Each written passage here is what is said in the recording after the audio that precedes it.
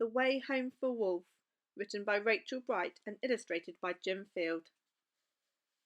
As a rainbow of lights flickered soft in the night, just in diamonds of ice in a desert of white, the wild whipping wind, it whistled its tune to a howling of wolves and a shimmering moon. And the loudest "Ow!" in this echoing song was a wolfling called Wilf at the heart of the throng. He loved to be fierce and longed to be grown. He liked to try everything, all on his own. "Look at me! I am big, I am tough," he would growl, whilst he showed off his strength and practised his prowl. One night it was time for the wolves to move on. New folks had moved in and their shelter was gone. So they left right away to find a new cave. They would have to walk far and they'd have to be brave. "Let's go," shouted Wolf. "I am ready to lead." "You're too small," laughed the wolves. "It's an elder we need." "One day," they advised, "you will guide from the front." "I suppose," muttered Wolf with a huff and a grunt. They struggled through snow as high as their flanks and leapt over rocks as they scaled icy banks. Wolf gave his all to keep pace and keep up, but strong-willed as he was still just a pup. He kept dropping behind with each clamber and climb, as the pack journeyed further away all the time. Exhausted and breathless, he strayed off the track when a blizzard blew in, and he lost his way back. Wilf longed to howl "Help!" and to hollow it loud, but his throat was too hoarse and his heart was too proud. He lay on the tundra, his tail curled up tight. A blanket of stars was his bed for the night. Until crack went the ice, crack and creak! Wolf jumped to all fours with a deafening shriek. He stuck out the claws on every limb.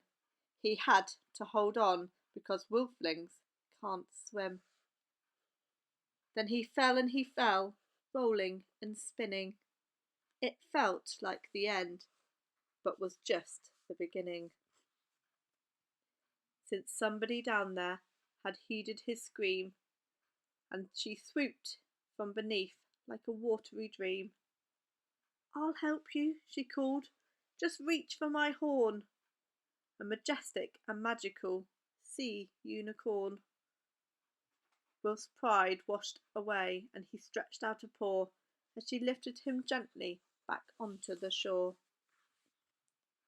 "Don't worry," she sung, before dipping her brow. "My friend Mr. Walrus will help you out now." And there, right behind him, a huge tusky fellow lifted his whiskers and let out a bellow. "To the ridge!" he proclaimed with his chin in the air. "My friend Mighty Muskox will take you from there." And with waftings of fish and a very loud snort, their journey was made and their travel seemed short. And there, sure enough, on the ridge was the ox, who took Wolf as far as his friend Arctic Fox, who followed his nose through the trees to a goose, who guided him, honking, to this ancient moose. The moose knew these wilds like no other soul. He was steady and true in pursuit of their goal. And as twilight closed in, Moose sang out a call to a fluttering, tiny fluff ball. A bear moth who showed Wolf the rest of the way to the place where this wolfling most wanted to stay. "Thank you," Wolf waved as he rejoined his pack, and the wolves howled with joy that their wolfling was back. They huddled him in and cuddled him close, and fussed over which wolf had missed him the most. Wolf, he knew then that when all come together, the darkest of times are easy to weather. So he bowed to the narwhal, ox, walrus and goose, and vowed to the fox and the moth and the moose, "If ever I meet one who strayed off their track, I'll help them along by guiding them back. And true to his word, Wilf is different now. His world seems much smaller and warmer somehow, since wherever life takes you, wherever you roam, we're all just a handful of friendships from home.